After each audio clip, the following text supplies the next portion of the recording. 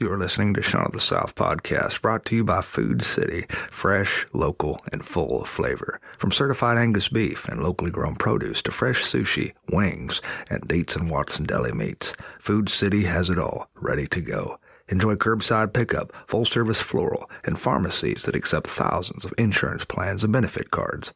Earn fuel bucks and save at any Gas and Go fuel center, because nobody does food like Food City. Find your nearest store at foodcity.com.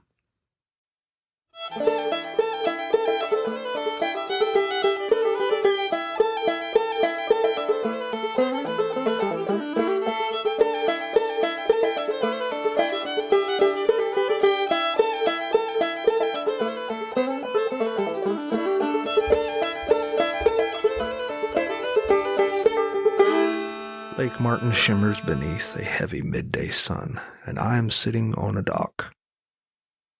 There are distant sounds of splashing, kids laughing. All the children are swimming.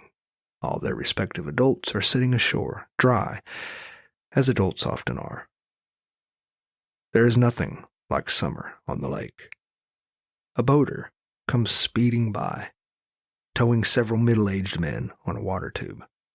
The tube men are all yelling gaily, shouting 2 of the 7 major American swear words. The whole lake can hear these men, but nobody is offended by their language.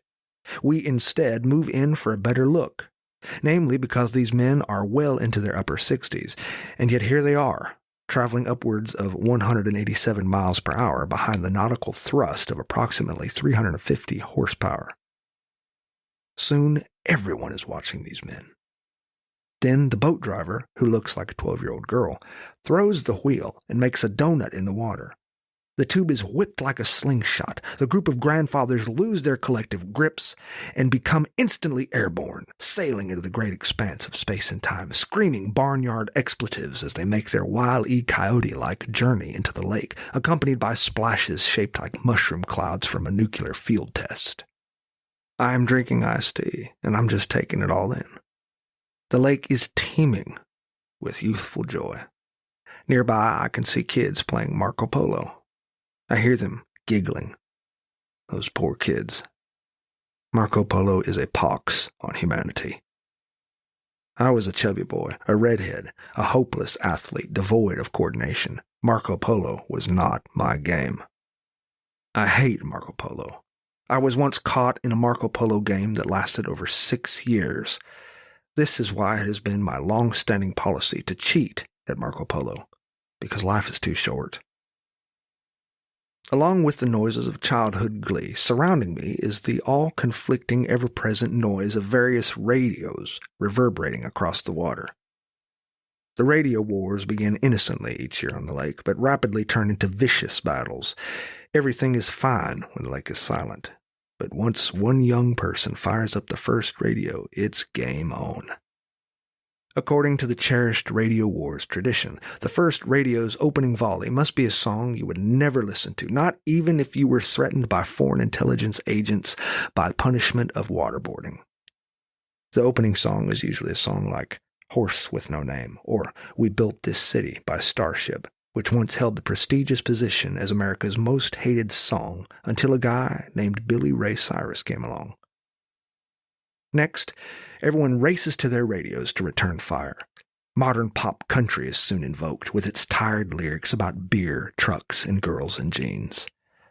Where have the days of classic country's lyrical cleverness gone?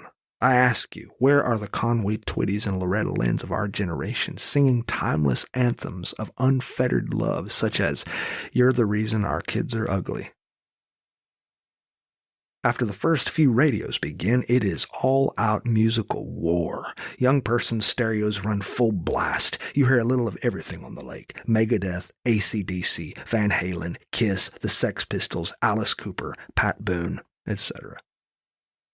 But somehow, it all adds to the joy. Somehow all the distant radios give you the impression that life is happening, and it's happening all around you, all the time. And all you have to do to enjoy this life is refrain from judging it. I see the middle-aged guys crawling out of the water. They're climbing onto the pontoon, laughing wildly. And you can tell it's been a long time since they've done anything so wonderfully insane as tubing. And I'm wondering, why do so few adults swim?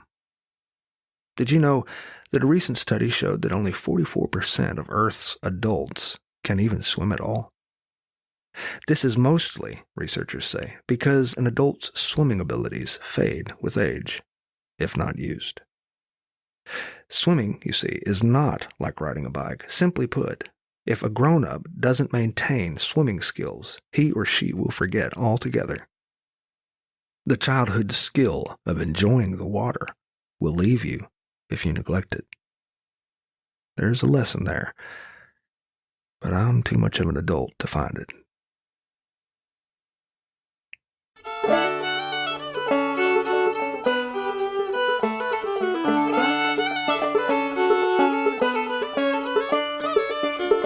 Well, thanks for listening to Sean of the South. I've been your host today, Sean Dietrich, and it has been a true privilege.